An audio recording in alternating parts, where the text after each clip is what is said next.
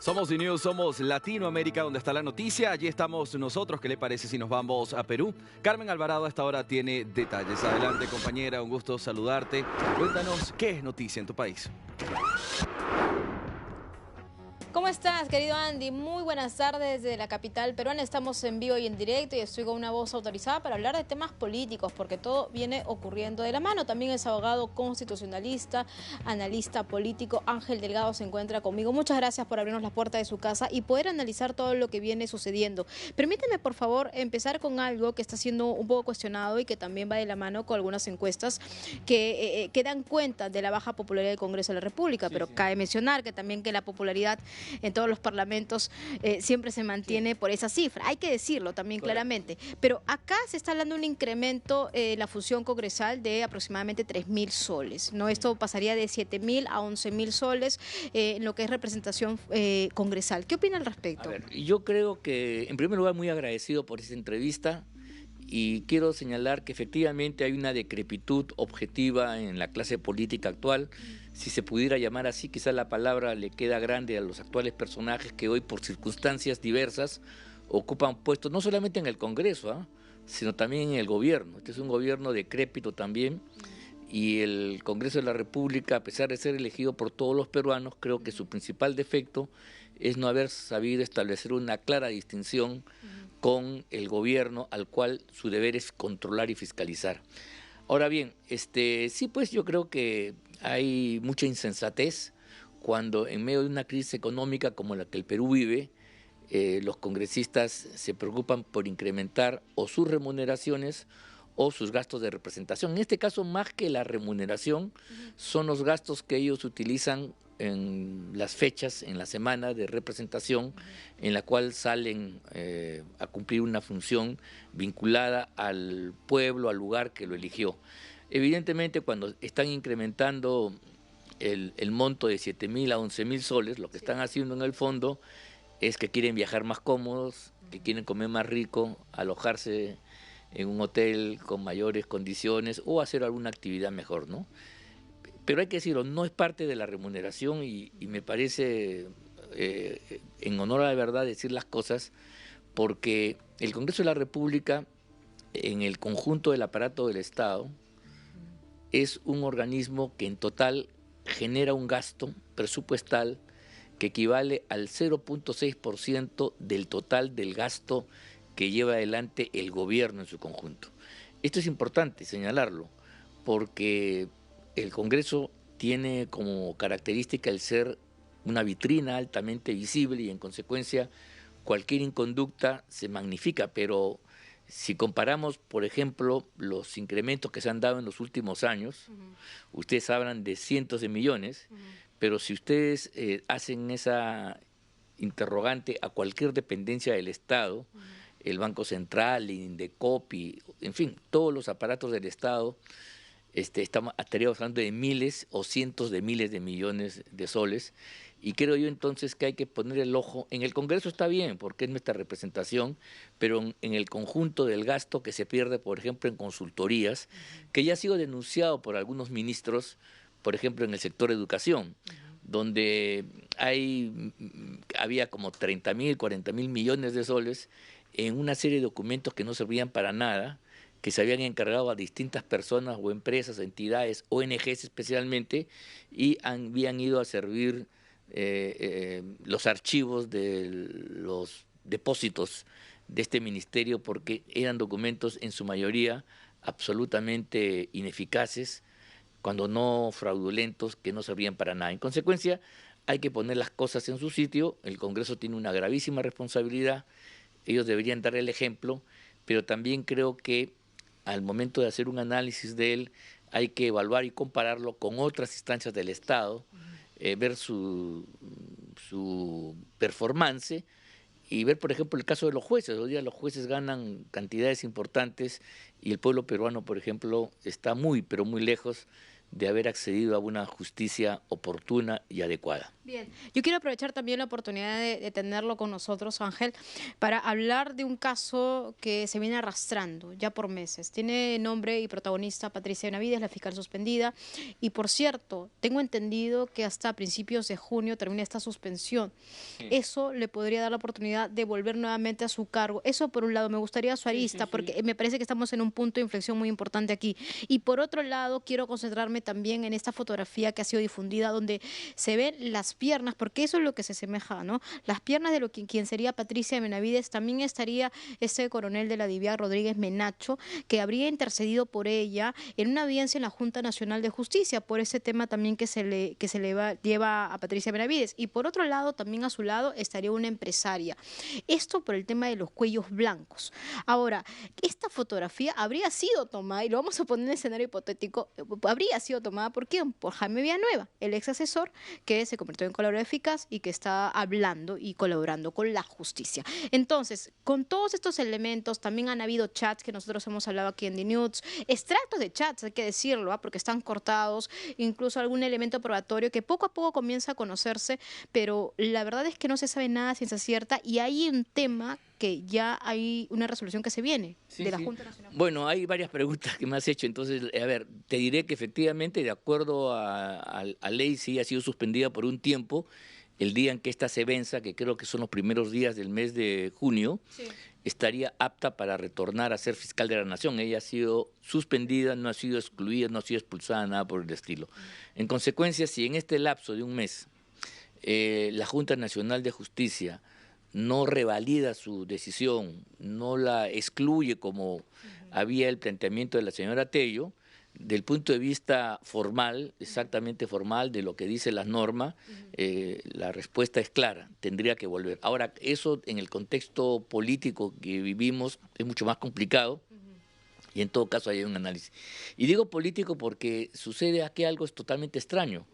El hecho que hablemos de jueces y fiscales, incluso policías vinculados, está revelando una anomalía, porque el quehacer político generalmente está en manos de los políticos. ¿Quiénes son los políticos en una sociedad democrática? Fundamentalmente los congresistas, los ministros de Estado, el presidente de la República, aquellos que tienen una representación, ¿de acuerdo?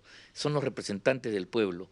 Y la lógica es que en todo Estado democrático, quienes se encargan de administrar justicia, de impartir justicia, están fuera del juego político porque son como los árbitros en las contiendas deportivas que tienen que gozar de una absoluta imparcialidad, tienen que tener un prestigio y el tener una conducta de no estar sesgado en sus interpretaciones y decisiones. Y cuando aquí estamos hablando justamente de cuestiones políticas, en los últimos tiempos, no sé si ustedes habrán dado cuenta, que toda la coyuntura política está llena de jueces, fiscales y policías como el señor Colchado. Eso es una anomalía, eso no pasa en un Estado democrático de derecho. Eso es como si en el campeonato nacional de fútbol o cualquier campeonato, los árbitros sean los protagonistas, los jueces de línea, el VAR, y no los jugadores. Y eso está pasando porque hay determinados intereses. Voy a decirlo deportivamente, como si un equipo de fútbol, en lugar de querer ganar en la cancha en base a la habilidad de sus jugadores o la estrategia del técnico, pretendiera ganar teniendo influencia en la mesa, en los árbitros, en el VAR y compañía. Y eso, en el caso de ser así, como tú comprenderás, tira por tierra, manda al diablo, esta es la palabra fuerte que quiero usar, el espectáculo deportivo.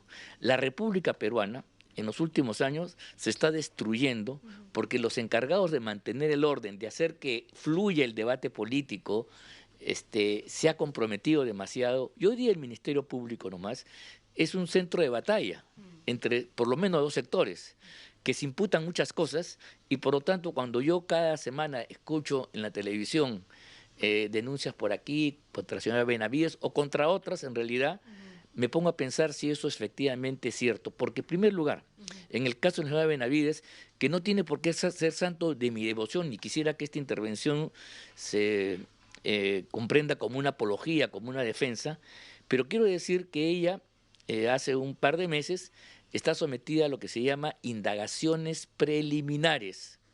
No está sometida a una investigación preventiva que es la que sirve con anterioridad para ir a juicio. En consecuencia, todas las cosas que estamos escuchando y tú me cuentas, nada de eso es corroborado. Una foto puede decir mucho, no puede decir nada, o puede dar un mensaje absolutamente contradictorio, y por lo tanto creo yo que cuando esto sale a luz, cuando no debería salir, porque estas investigaciones por lo general son súper reservadas, se hacen con discreción, porque la justicia, a diferencia del debate político que es público, altisonante, el debate político a veces es exagerado, el razonamiento del juez, que no es un actor político, sino es una persona que tiene unas reglas para llegar a la verdad, tiene que actuar con sumo cuidado, con suma prudencia, con mucha ponderación. Entonces no se busca, por ejemplo, suponer, sino tú lo que buscas es corroborar decisiones o hechos que te dan una altísima convicción de que han sido así. En las sentencias, no sé si los amigos que nos escuchan han tenido oportunidad de leerla, dice, hay las razones de hecho, entonces hay convicciones que se llegan. Aquí no hay ninguna convicción, porque las personas que están declarando ni siquiera han sido todavía declaradas formalmente como colaboradores eficaces. Están postulando, quieren ser, son aspirantes, y en consecuencia llevar eso a la escena pública y a partir de ahí sacar conclusiones es hacer del juego fiscal y judicial parte del escenario político como si fuera el Congreso, y eso es un error terrible. Usted ha utilizado y nos ha entrado, usted nos está permitiendo entrar en un terreno que es muy importante hacerlo en estos momentos, porque de pronto lo que hemos visto estos últimos meses ha sido difusiones de extractos de chats, de algunos documentos cortados, que de pronto llega o se filtran los medios de comunicación, y claro que esto tiene una intencionalidad, claro que esto tiene una estrategia de por medio, y que así es el juego. Y ¿no? que, no, es que no debe ser el juego, ese es el juego político que yo puedo entenderlo, pero no puede ser el juego judicial. Claro. Mira tú, esto ya lo hemos visto nosotros con los señores Vela y el señor Domingo Pérez. Sí. El señor fueron en una época casi como héroes, y yo te digo lo siguiente, ha pasado 6, 7, 8 años en algunos casos, y ninguno de ellos ha logrado hacer que ninguno de sus investigados, incluso los cuales han pasado por prisiones preventivas, haya sido condenado a través de una sentencia firme del Poder Judicial. Como el caso Lavallato. Bueno, ninguno. Por ejemplo. ¿Quién está? Ni siquiera están en la fase de juicio oral. Entonces dirán que es complejo el caso. No, señor. En otros países el caso de Lavallato ya ha producido a muchas personas que han sido condenadas y están purgando prisión, no preventivamente. La prisión preventiva es una institución que sirve para garantizar que la investigación se desarrolle sin alteración al final, ¿no? O sea, que uno se escape o que manipule las pruebas. Para eso es la detención preventiva, pero no implica un adelanto de culpabilidad. La culpabilidad se demuestra primero se investiga durante la fase de investigación preventiva, a la cual todavía no hemos llegado, y para lo cual, en el caso de los funcionarios que tienen fuero, como Patricia Benavides, se necesita que el Congreso le levante el fuero en un proceso que se conoce con el nombre de antejuicio, que todavía ni siquiera se ha producido siquiera. ¿Te das cuenta? Ese es un tema. Y para ponerte un ejemplo, el otro día estuve leyendo los medios, o escuchando por la radio y la televisión, el excongresista César Combina. Esto no tiene nada que ver con ninguna culpabilidad, pero hay una fiscalía, ¿no?, que le está imputando un conjunto de delitos, y ha planteado una acusación constitucional para que el Congreso actual le levante el fuero. La pregunta es, ¿cuánto tiempo ha pasado desde que el señor era congresista hasta que se llegue a esta conclusión? ¿No? Veremos si es cierto o no. Lo que quiero aquí plantear es la diferencia. En los casos normales, regulares, el tiempo que se demora la Fiscalía para llegar a este tipo de conclusiones y solicitar una acusación para levantar el fuero es 1 año, 2 años, 3 años, donde ya se supone que todas estas cosas que se han recogido en la fase preliminar han sido corroboradas unas y descartadas otras. Y tú te quedas con un núcleo duro de imputaciones que después se transforman en una acusación fiscal con la cual se termina la fase de investigación y tú vas a juicio. Y en el juicio el fiscal quiere que prevalezca su acusación y la defensa desvirtúa. Y eso recién después de un proceso judicial, se arriba a una conclusión que se llama sentencia, que te puede condenar o también te puede declarar inocente. Yo le agradezco mucho por haber estado con nosotros, Ángel Delgado, con todos ustedes, abogado constitucionalista, analista político, importante, muy interesante lo que nos ha dicho ante cámaras. Regreso contigo a estudios, Andy. Te agradezco, Carmen Alvarado, a ti y al invitado. Tengan ambos muy buena tarde.